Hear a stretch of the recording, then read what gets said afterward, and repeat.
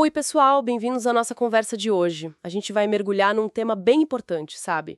A conexão entre TDAH, autoestima e aquela sensibilidade super forte à rejeição. Isso que às vezes chamam de disforia sensível à rejeição, ou RSD, né? Exato. A gente se baseou em material de associações como a ABDA, o Instituto de Psiquiatria do Paraná, também o TDAH Brasil, além de discussões em comunidades online e, claro, informações de especialistas. Uhum. O nosso objetivo aqui é tentar entender melhor como o TDAH mexe com a autoimagem, com as emoções, principalmente quando a pessoa se sente criticada ou rejeitada, né? É um ponto central, sem dúvida. Então, para começar, as fontes que a gente viu, tipo artigos da ABDA, os relatos online, falam muito que a autoestima de quem tem TDAH costuma ser afetada desde pequeno, muita crítica, né? Como isso se forma na infância? Olha, essa construção negativa da autoimagem é chave. Desde pequenas, as crianças com TDAH ouvem muito "fica quieto", "ah, isso é preguiça", "você não se esforça o suficiente". Nossa, pesado. Muito. E essa repetição constante faz com que elas internalizem a ideia de que tem algo fundamentalmente errado com elas, sabe? E a impulsividade, que é comum no TDAH, dificulta esconder as dificuldades. Imagino. Aí fica mais exposto, né? Exatamente. Isso gera mais constrangimento, mais feedback negativo e a confiança vai sendo minada desde cedo. A autoaceitação fica difícil. E a gente vê nas fontes que, se não tiver um acompanhamento, isso se arrasta para a vida adulta. Os desafios parecem até aumentar, né? Sim, sim, os impactos na vida adulta são muitos. Nos relacionamentos, por exemplo, a impulsividade e a dificuldade em regular as emoções podem causar atritos constantes. Tipo, dificuldade de ouvir o outro, reagir de forma muito intensa. Isso, reações explosivas, dificuldade em gerenciar conflitos.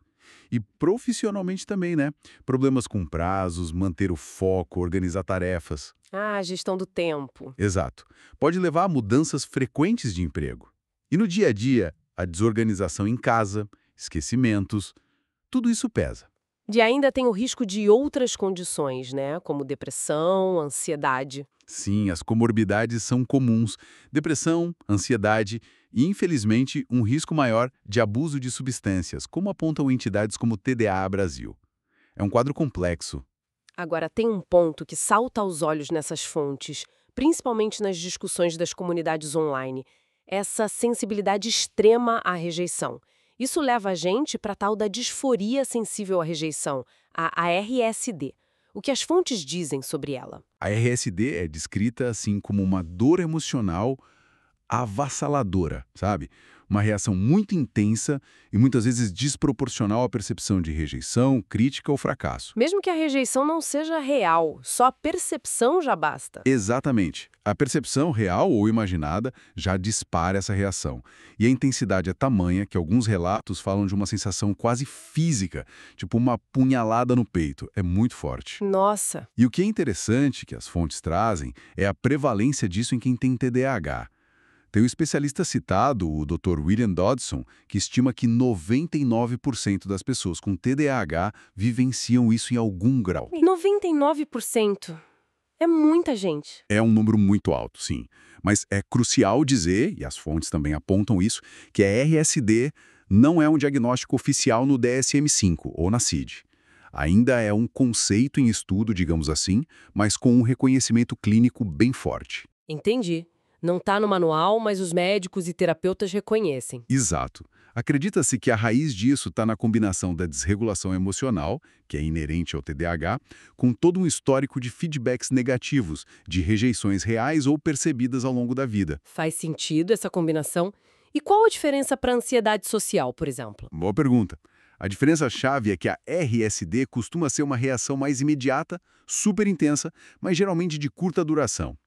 A ansiedade social tende a ser mais persistente, uma preocupação mais generalizada com o julgamento alheio.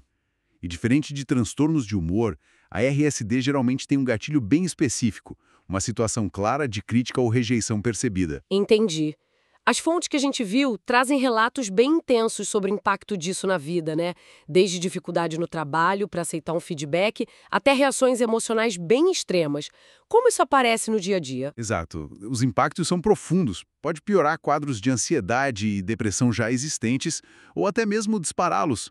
Nos relacionamentos, pode gerar muita desconfiança, medo de abandono, um isolamento para evitar a dor, sabe? Sim. No trabalho ou nos estudos, esse medo paralisante da crítica pode levar a pessoa a procrastinar absurdamente, ou até evitar completamente situações onde possa ser avaliada. Que complicado. E algumas discussões online que a gente analisou, nossa, os relatos são fortes, falam até de pensamentos muito sombrios depois de uma crítica. Sim, esses relatos existem e mostram a intensidade dessa dor emocional. É importante a gente dizer que estamos apenas reportando o que foi descrito nessas fontes, a experiência relatada por essas pessoas. Claro, claro. Diante desse cenário todo que parece tão desafiador, o que as fontes sugerem? Quais os caminhos para lidar com essa sensibilidade toda? Bom, as fontes apontam algumas direções importantes. A psicoterapia é quase um consenso, né? Especialmente a terapia cognitivo-comportamental, a TCC.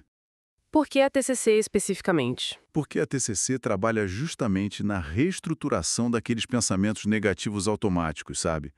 Aquela voz interna que diz, eu sou um fracasso depois de uma crítica. E também ajuda a desenvolver estratégias para regular as emoções. Ah, tipo aprender a lidar com a emoção antes que ela exploda. Isso. Algumas fontes mencionam técnicas como variações do pare, pense e haja, ou o exercício do semáforo. Parar, vermelho, pensar nas opções, amarelo, e só então agir, verde. Ajuda a criar uma pausa antes da reação impulsiva. Legal. E além da terapia? Outras estratégias que aparecem bastante são desenvolver a autoconsciência, tipo entender quais são os seus gatilhos pessoais para essa sensibilidade. Práticas de mindfulness e aterramento, o grounding, para lidar com a emoção na hora que ela vem. Uhum. E também o questionamento ativo dos pensamentos distorcidos, aquela coisa da reformulação cognitiva.